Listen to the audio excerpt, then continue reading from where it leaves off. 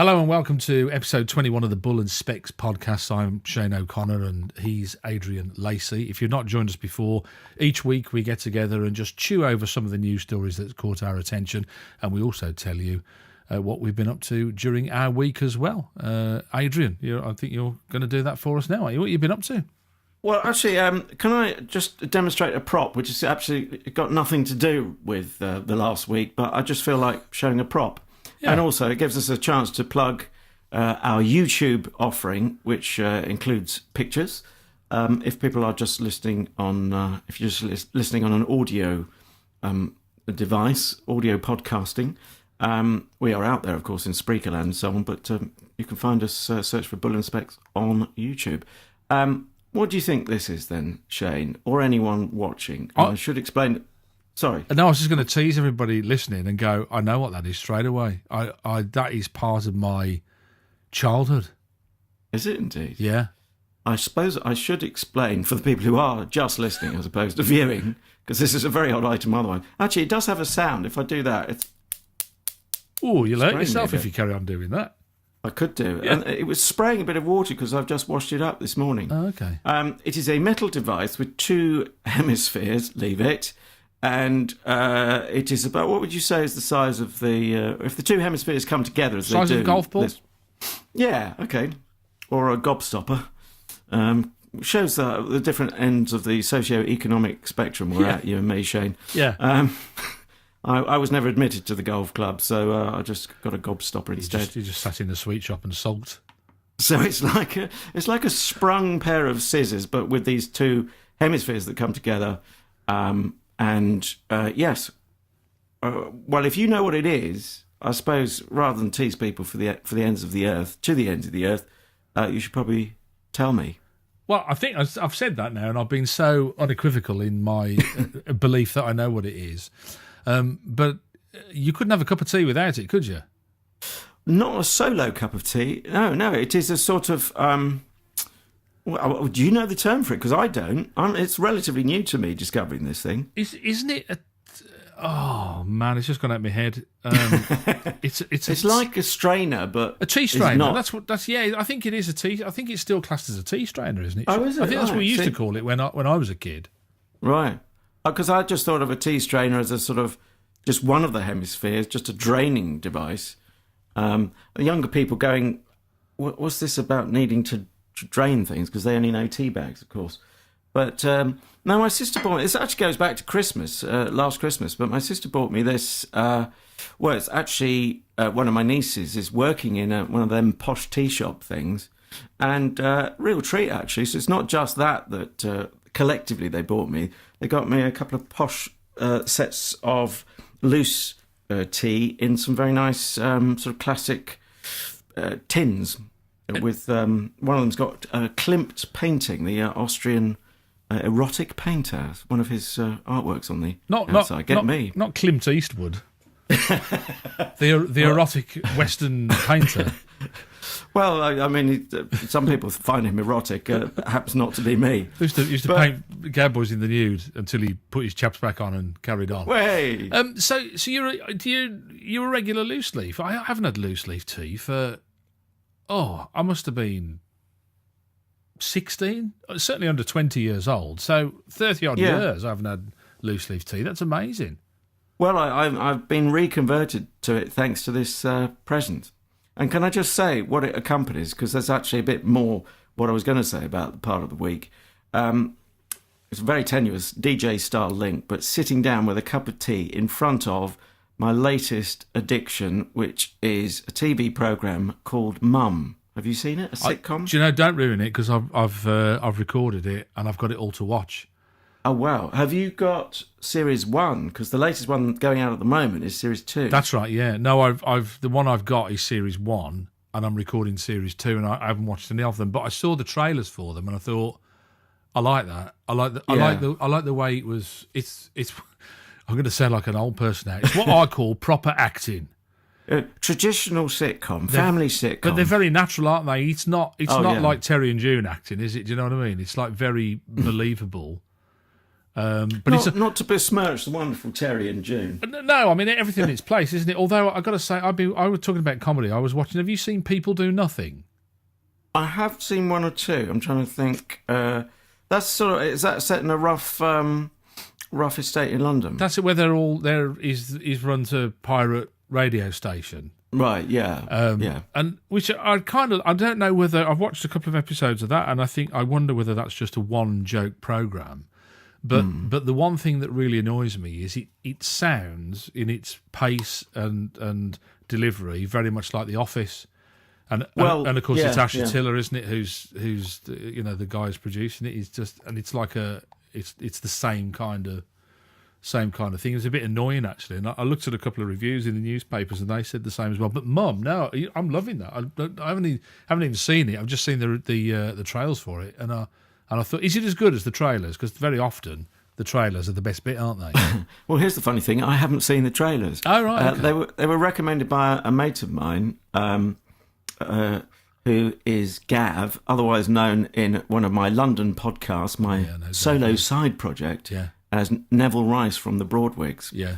But he was so infectiously enthusiastic about Mum. He said, "You have got to see this," and he was quoting bits. You either go mad with someone quoting it, or if you can't beat them, join them, kind of thing. Yeah. Anyway, for the sad news for anyone watching or listening who hasn't, unlike you, hasn't recorded Series 1, and if you're outside the UK, it's very patchy whether you'll get access to iPlayer. But Series 1 has vanished, evaporated indeed from iPlayer. But Series 2 is still going out, so if you're in the UK at least. Oh, right, okay. You should be able to catch some. I think that's a hearty recommendation. Although it doesn't always work with comedy, does it? You recommend to people. Oh, it's so personal, isn't it? Yeah. You go, oh, watch this. And I think it also depends what... I mean, I've said to you, I try and remember the jokes because... the day before we record this, the two Ronnies, there's at least 2 episodes on yesterday on the TV, the Yesterday channel, and I was trying to remember a joke, and I always fail. But you kind of like, if you're in the mood for the two Ronnies are great. If you're not in the mood for it, then you have to be in that kind of frame of mind, don't you? I think for certain comedy. I think so. Yeah. I'm going to give it a buzz. Well, maybe we can swap notes about that. Maybe next week, if it works out. Anyway, I've taken up far too much time. I've taken up your time. So tell me about your week. Oh, it's only a quickie, really. It's just I'm hopeful that I'm on the road to resolving the issues that I had with my throat and my chest and the cough. I remember saying to you I got the cough and I couldn't get rid of it. I had something that mirrored this exactly the same time last year. At Christmas, it struck me down. And I had really sort of problems with, respiratory problems and a cough and all this sort of stuff.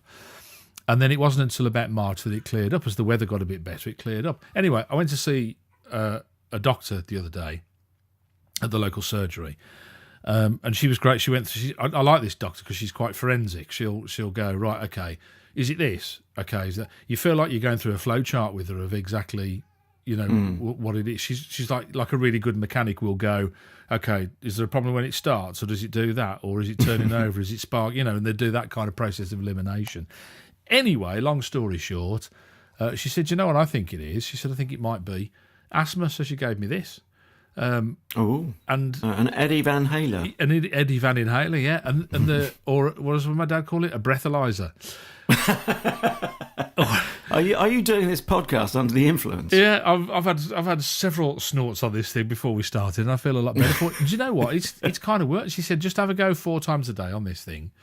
See how you get on. We'll do it as a little experiment. I used to have asthma as a kid, and no longer. I had asthma, and then I had real terrible bouts of hay fever, and they reckon that it, you'd get rid of asthma, and it'd go to hay fever kind of thing. But yeah, in as soon as I've hit my 50s, I'm back, and so it's quite weird actually, because last week I was saying I saw the future.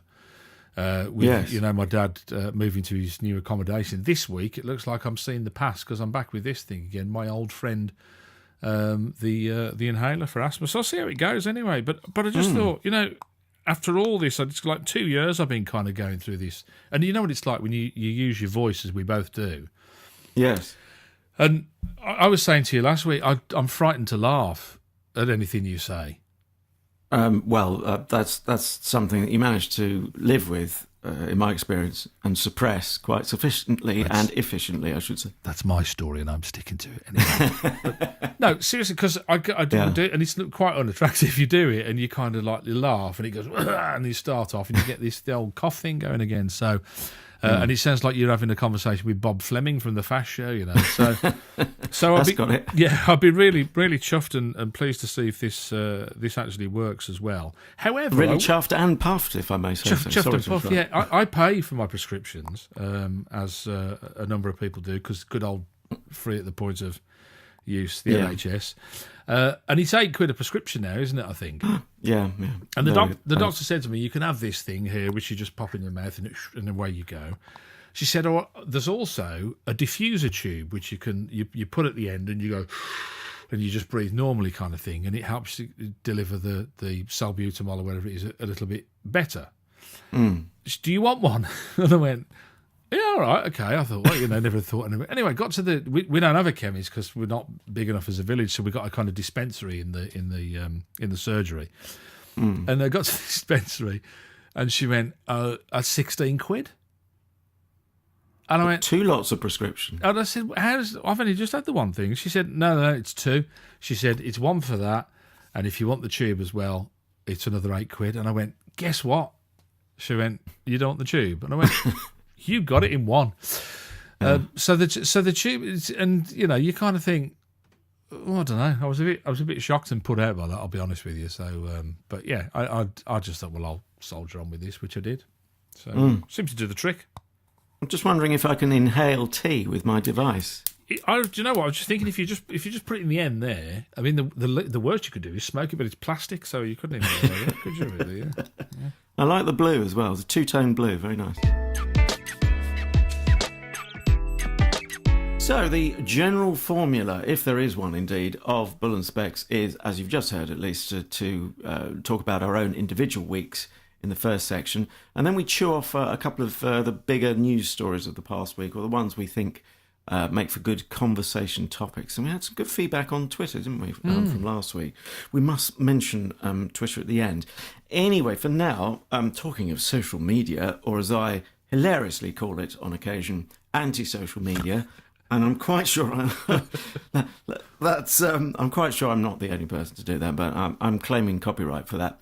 It actually stems from an occasion where I just popped my head round the door of an office where a colleague was the only other person in the office, and he was at the screen, and it was Facebook, neatly enough for this anecdote, because we're talking Facebook now, and he was interacting with the screen, and I thought, with a sort of heavy heart, actually, I'm here in person, and he doesn't want to talk to me, and he's enthusiastically typing away. You could actually hear him laughing, because his mate was writing a gag and he'd come back with another gag. He's a very funny guy. But there was this sadness about that is anti-social media, essentially. Facebook is keeping him away from my face, which you could say is a good thing. But we'll move swiftly on. Of course, the nub of the story as we know it so far is, you'll be aware, obviously, Shane, of this company, Cambridge Analytica, giving Cambridge a bad name the way it's going at the moment.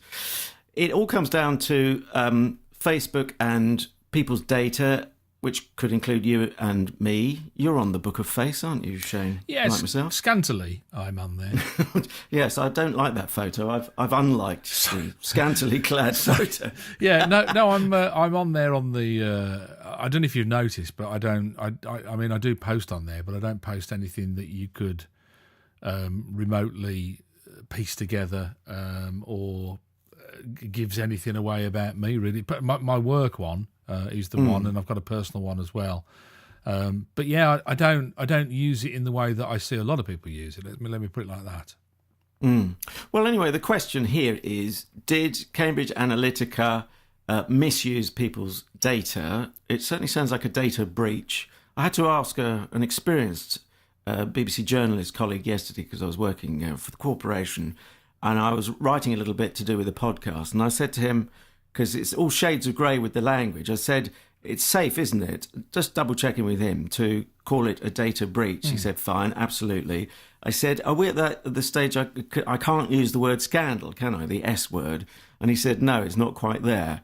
So it's an interesting time because what qualified him to make those judgments about?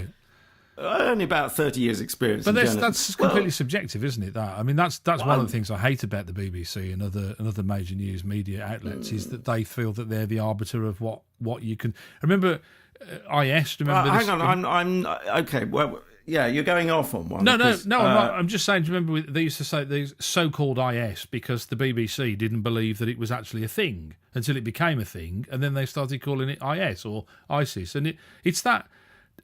To me, that was about whether it was a state, whether it had the apparatus of a state, or was just called a state. No, it was to call it so-called is to deny whether it's actually a thing or not, isn't it?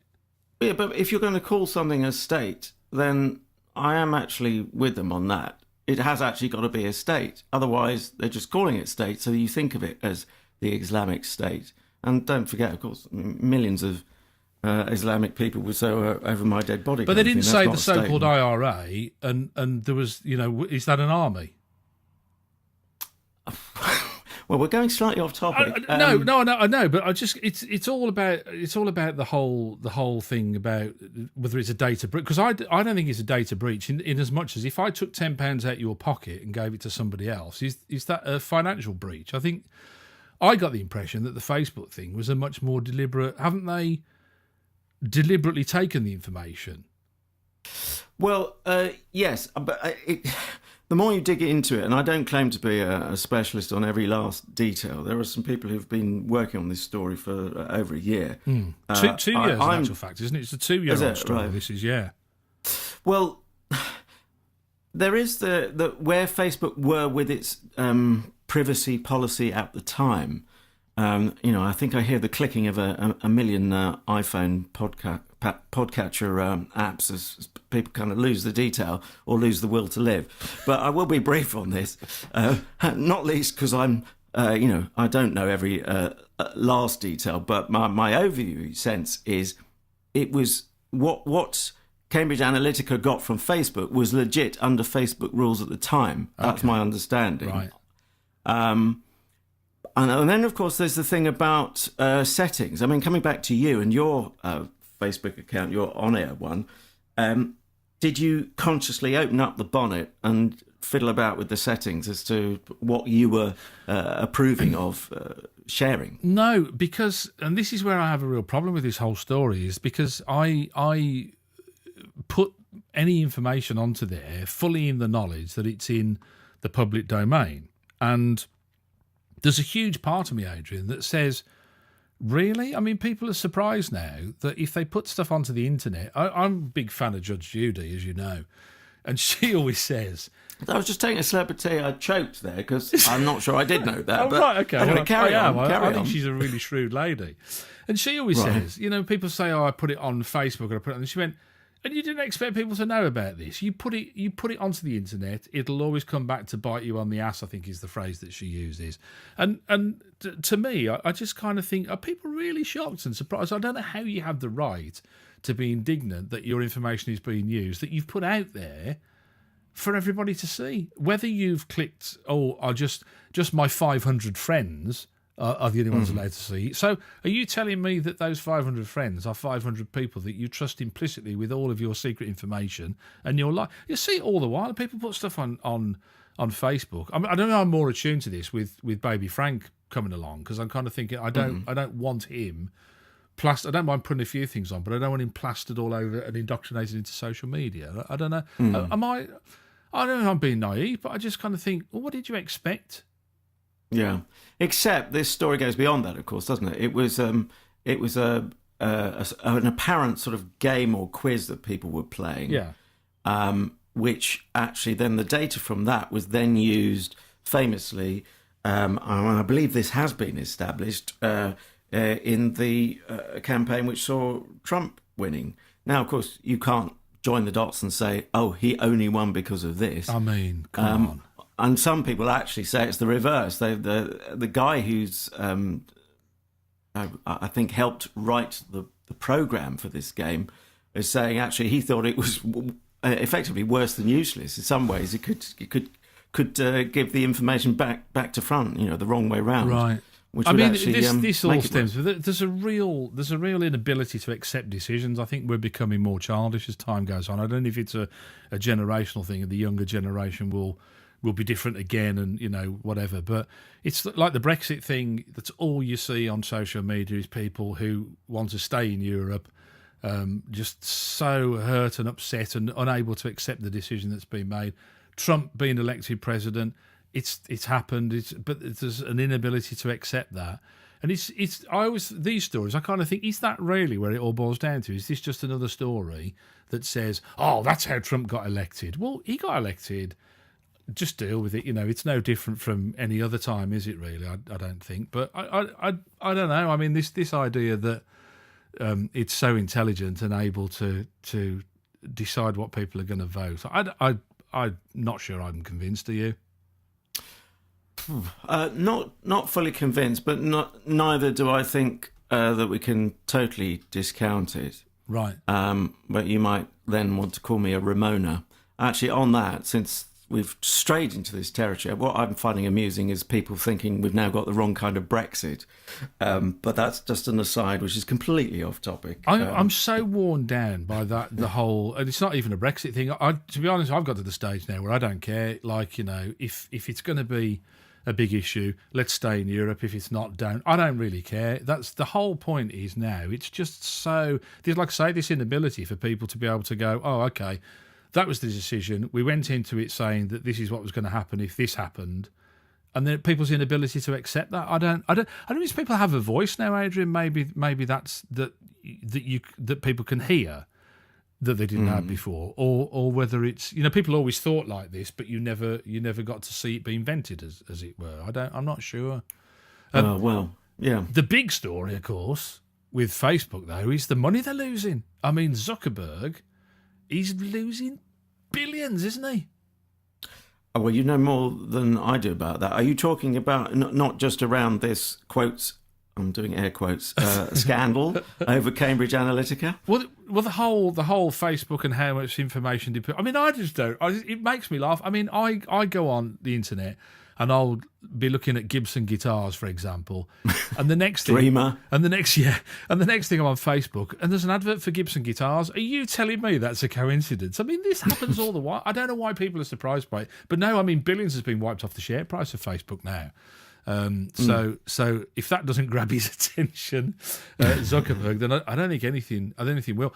We're running out of time. Here's the killer question though, and I think this is the real proof of the pudding. As a result of this, are you closing down your Facebook page?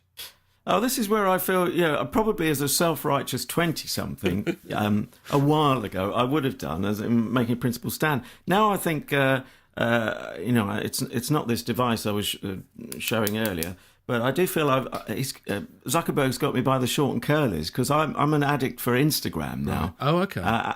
And I also use it to promote the aforementioned side project London podcast I work on. So the idea of throwing all those photos that I've lovingly filtered and written up, links for and all kinds of things, throwing that away. Because where is the rival at the moment? There may well be one further down the line, but I'm not aware of an obvious close rival to Instagram. And isn't that the solution then? The solution is that you have to do business with this beast, but you now don't trust it, and so you do business with it in a different way. Well, I've always been a bit cautious, but I think you and we're not typical, are we? Because we're old-fashioned steam radio broadcasters before being podcasters. Yeah. We actually know what it is, because you and we've all said things that have come back to bite us on the derriere. Yeah. Over the wireless wave, so we're not shocked if that sort of thing, you get some sort of bite back on social media. What about you though? No, I just leave it as it, because I don't put anything on. I mean, he hasn't even got my real date of birth on. According to Facebook, I'm 108 or something like that. So, do you know what I mean? You're actually older than that. I'm older than that in real life. Yeah. So I kind of think, Philly boots, mate. I just put everything. I did an experiment very quickly. I got to tell you this. Did an experiment once to see who was selling my data to companies that send you junk mail, and I started with just one company. I told them that I was the Reverend Shane O'Connor. It's a really interesting exercise because whenever you get stuff, you go, here's another one for the Reverend. That's where it's coming from. That's the only one place it can come from. So, but yeah, I mean, to me, the real issue with Facebook is it's about time you accepted my friend request.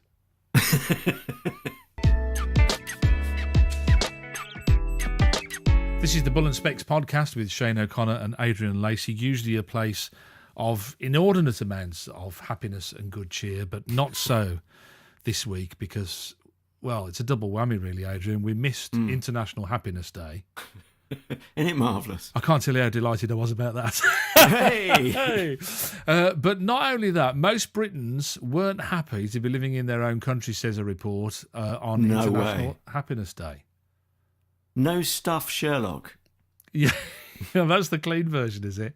It is. 29% of Britons think the UK is a happy place to live, and 58% would be happy to move abroad in search of happiness. How weird that I've had this very conversation this week with my wife about going to live in another country. The only thing stopping us is that we're not convinced that the grass would be greener anywhere else, really, and whether you just come up against the same set of problems. But I should mention that the grass is greener in Ireland, but one of the whinges is about the weather here, and it rains 267 days a year. I saw once on average in Ireland. So I don't think I've ever, well, with my heritage as well, I don't think I've ever been to Ireland and it hasn't been raining at some point.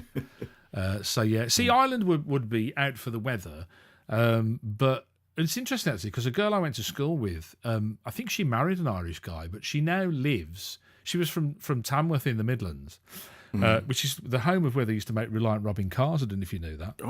I think I passed the factory. Wasn't it famously the case that out of all the people working in the Reliant factory, not a single worker owned a Reliant car? Oh, was that true? I don't know. That certainly was. That was a kind of myth bandied about. Anyway.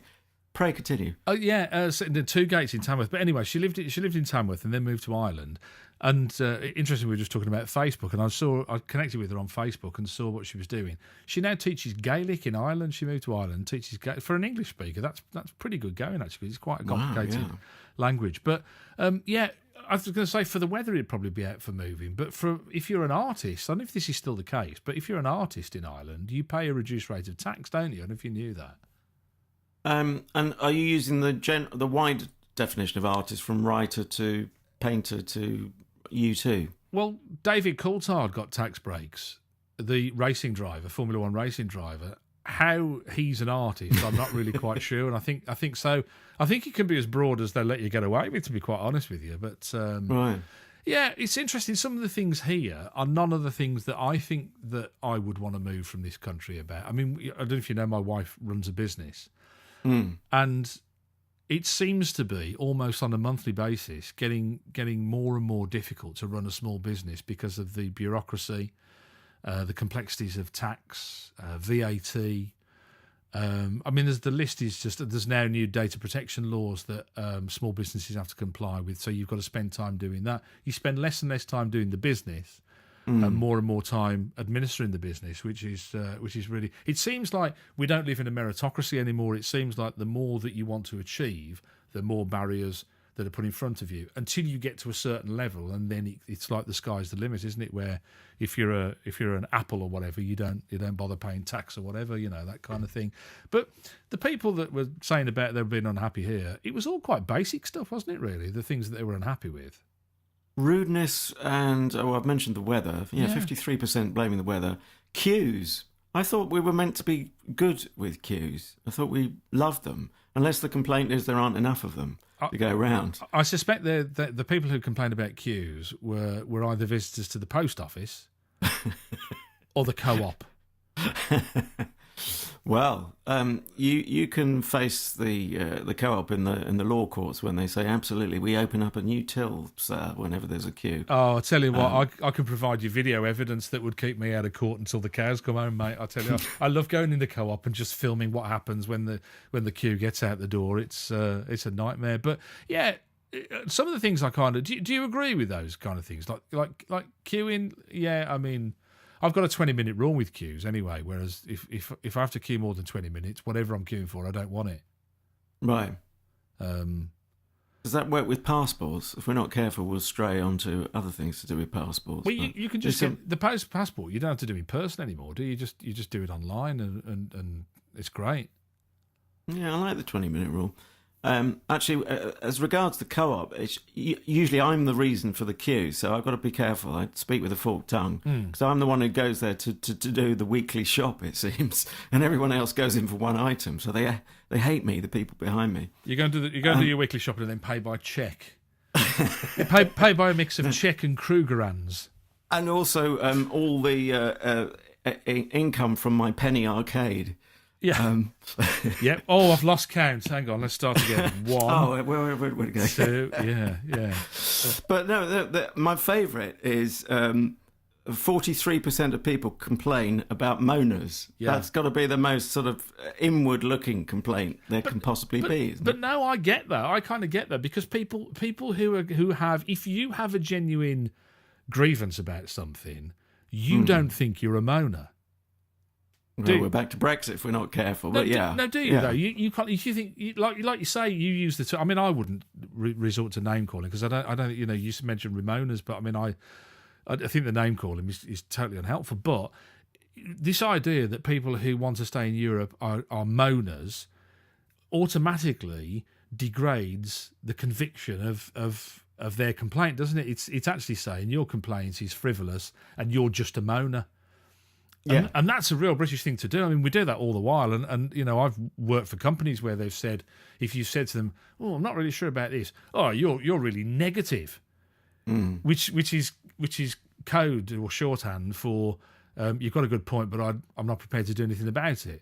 And it's just like, don't be so. I'm not going to engage in the debate at all. Don't be so negative. Yeah. He's like a shutdown straight away kind of thing. But so I kind of thought it, like nearly half of the people saw other people as moaners because they invalidated what they were complaining. And I kind of get that totally. I can understand why people say, well, you know, it's like that thing I said to you before, didn't I? About, you know, we're going to stop cars going into the city, and people go, "Oh, that's a good idea," and say, "Well, how will you get on with that your car?" Well, didn't think you meant mine. No, it's everyone else, isn't it? It's that kind of thing as well. I just wondered whether the people complaining about moaners are, by definition, themselves very positive. Is there 57% of people who are so positive in their thinking that they don't like to be around people who moan? But I don't know. It gets self-contradictory in the end, doesn't it? Yeah, and quite confusing as well. I did some research, just the most cursory of research about happiness, and an article came up in Stylist magazine, stylist.co.uk. 10 things that are scientifically proven to make you unhappy. And I thought, I've got to share this with you because it just relates to our last segment. And number one is using Facebook. That's bizarre, isn't it? It's guaranteed to make you unhappy. It says if you're addicted to checking your status, a study by the University of Michigan found a correlation between time spent on social media and feelings of dissatisfaction, loneliness, and isolation. Jealousy is a big thing as well, isn't it? People go online and go, oh, look at these people, they're having a much better life than me. It's not fair. And I think the whole thing ties in with social media. Maybe that's why people are so unhappy. Do you think? I think it's certainly a factor. I read an analysis in the Big Issue of all things of this dopamine kick that you get that is actually designed into the software, isn't it, for social media? I don't think they're actually denying that these days, that they actually sit there at the conference table thinking, how can we give an even bigger dopamine hit, i.e. get more addicts to come back again and again to our brand of social media. So, yeah, I don't think there's any doubt about that. But what people are forgetting is that, you know, you can retouch photos. We can all look like we've got the most beautiful dentition or whatever. And so to envy someone through the media, albeit, you know, a medium loads of us have got access to. What is it, 2 billion people now on Facebook? Is that what it is? Really? Oh, it's crazy. Absolutely crazy. So, you know, even if Zuckerberg loses a few thousand of those, you know, that's not a big dent on 2 billion, is it? Anyway, what do you think about this list? Oh, sorry, you haven't finished on your stylist list. No, I just wanted to tell you number one because I just thought we were talking about social media and Facebook and that, and it just kind of tied in quite nicely. It all ties in to me. I don't know if do you remember? Is it Abraham Maslow, the hierarchy of needs? Have you ever heard of that? Oh, yes, It's I like have. like a pyramid, and I've actually got it up as well. It's like a pyramid because I was reading one of these self-help books. And it appears quite a lot in those, doesn't it? And is it five? 1, 2, 3, 4. Yeah, five stages in a pyramid of the things that you need in order to be happy. And of course, the more that you have, the more frivolous the things are that make you unhappy, I suppose, as a consequence. The basics are the food and water, I guess, and shelter. That's it. It's exactly what it is. Yeah, it's food, water, warmth, rest at the bottom, then security, safety, next intimate relationship and friends, next prestige and feeling of accomplishment, and next self-actualization, which is achieving one's full potential, including creative activities. So if you take away any of those below, then anything above doesn't really matter anymore, because you don't worry about painting beautiful art if you haven't got enough to feed yourself and to drink. It's fascinating, isn't it, really? But did you hear, though, someone had done a send-up of this, and all roads seem to lead back to social media. Apparently there's an iPhone version of the hierarchy of need, and I think it's probably which version of iPhone, and then you have to have a charger, and then you have to have electricity supply and whatever, and all the right apps and all of that. So it goes on. I mean, it's great that people are self-aware, isn't it? I suppose, in that sense, is that they're. I mean, if you were to put a number, 1 to 100, 100 being happy, and 0 being in absolute despair of your general state of happiness, what number would you be? Are you depriving me of the negative numbers then? Oh, I suppose you can go into the basement if you want. Making me really unhappy. Yeah. No, are we talking about now? This is the thing where I virtually have to go back to the dictionary to see what happiness means. Are you talking about this very instant, or are you talking about over a period of, I don't know, a week, a month? You're looking at it too deeply. Just a general gut. How do you feel? Are you happy? It's the looking at things too deeply that makes me unhappy, but generally happy, yeah. I've got lots of bits that are going pretty much in the right direction. Enough of them. Enough of the time. On it, then. Oh, God. I'll put one on it if it's easier. 50, I would say. 49, I'd say. Is that happiness or your age? I'm confused now. It's a bit of both. I wish. I would be above 50 then. Would you? I'm now unhappy about you being only at 50. Well, that's something to worry about until next time, because we've run out of time on this podcast, I'm afraid. We have. So, yeah. On that bombshell. You never put a number on it. Put a number on it. Go on.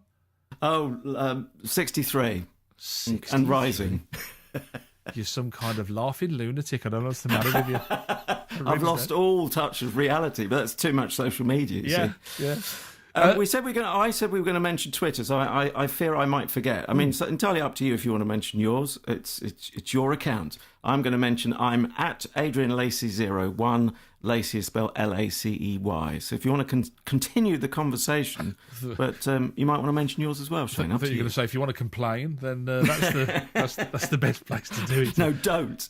At Shane on Air is the place to find me. We should have a Twitter feed for Bull and Spec, should we? I should do. Sort of teetering on the edge of whether we should or not. I think should we have a Twitter feed? Maybe people will tweet us and let us know. I'd hate to have a Twitter feed for Bull and Specs and it have one follower or something. You know what I mean? That would be a bit tragic, and then it would turn out that would be me. Anyway, me and you, yeah. So, shall I do the pictures, which you can find at YouTube, no less? Which, of course, is owned by Google. So, we're back to... anyway, let's not get distracted by these... You can't escape. No, exactly. These monoliths.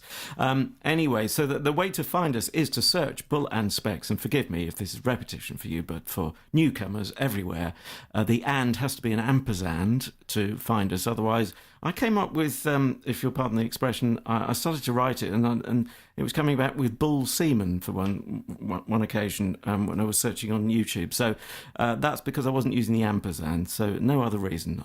I declare. That's his story again, and he's sticking to it. That's his seat, and he's sticking to it. And if you want to just get the audio, and I know people do, because Adrian was talking about photoshopping. I mean, I had to have my teeth put in on the YouTube video afterwards as CGI. And in actual fact, I've got a big full head of hair like Leo Sayer, but they have to take that off because there isn't enough room on the screen for that. But other than that, you can just get the audio at iTunes, Spreaker, Stitcher and iHeartRadio if they're in business this week, but we'll keep you posted on that one as well. In the meantime, though, thanks for being with us. Thanks for your company. Hope you've enjoyed it. Don't forget you can comment in all the various forms as well. We always love to hear from you, don't we, Adrian, as well? Yes, and we will see you and indeed, no doubt, hear you or read about you on anti-social media. Yeah, and if we're not there, it's because either he's deliriously happy and gone off and done something else, or I'm so fed up I couldn't be bothered.